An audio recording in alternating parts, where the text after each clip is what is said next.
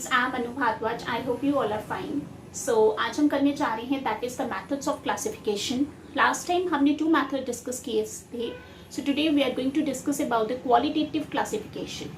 Definition मैंने इसकी board पे लिखी हुई है, हम उसको एक बार रीड आउट कर लेते हैं, फिर मैं आपको वो टॉपिक डेफिनेशन समझा दूंगी.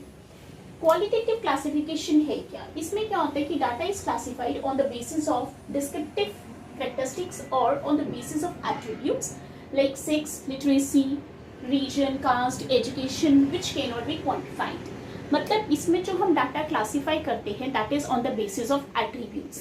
Attributes means कि numbers फॉर्म में नहीं है, लेकिन अगर बात आती है वेरिएबल की तो हम जो अगर वेरिएबल होता तो डाटा हम क्लासीफाई करते हैं on the basis of numbers, लेकिन एट्रीब्यूट है और दैट मीन्स कि हम डाटा क्लासीफाई करेंगे on the basis of attributes like sex, literacy, region, caste, education which cannot be quantified. अब क्वालिटेटिव क्लासिफिकेशन बेसिकली इसकी दो टाइप्स होती है. एक होती है that is the simple classification, एक आती है मैनीफोल्ड क्लासिफिकेशन. सिंपल क्लासिफिकेशन है क्या? इसमें जो हम अपने फैक्ट्स जब हम क्लासिफाई करते हैं that means into two classes according to one attribute. मतलब when the facts are classified into two classes according to one attribute, मतलब एक ही एट्रीब्यूट से हम इसे दो क्लासेस में फर्दर क्लासिफाई करेंगे. लेट्स टेक एन एग्जांपल, आपको ज्यादा क्लैरिटी हो जाएगी.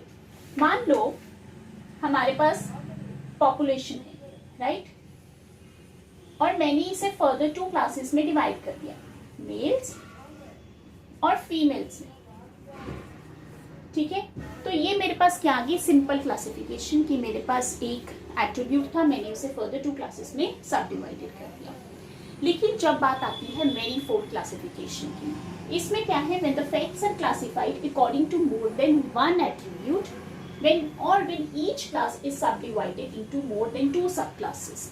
सेम अगर हम पॉपुलेशन की ही एग्जांपल लें, क्या है इसमें कि हम जो फैक्ट्स है उसे क्लासिफाई करते हैं according to more than one attribute, एक से ज़्यादा एट्रीब्यूट्स में, और हर एक सब क्लासेस को, हर एक क्लास को उसे सबडिवाइडेड करेंगे into more than two sub classes में. लेट्स टेक एन एग्जांपल, तो ज्यादा क्लैरिटी आपके पास और हो जाएगी. मैनीफोल्ड में हम एग्जांपल ले सकते हैं, हम पॉपुलेशन के एग्जांपल ले लेते हैं तो ज्यादा क्लैरिटी हो जाएगी. मान लो पॉपुलेशन है, ठीक है, मैंने उसे आगे डिवाइड कर दिया मेल्स और फीमेल्स में.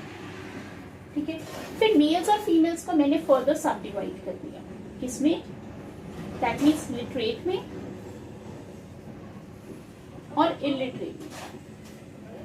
इसी तरह फीमेल्स को भी मैंने कर दिया, दैट इज लिटरेट और इलिटरेट.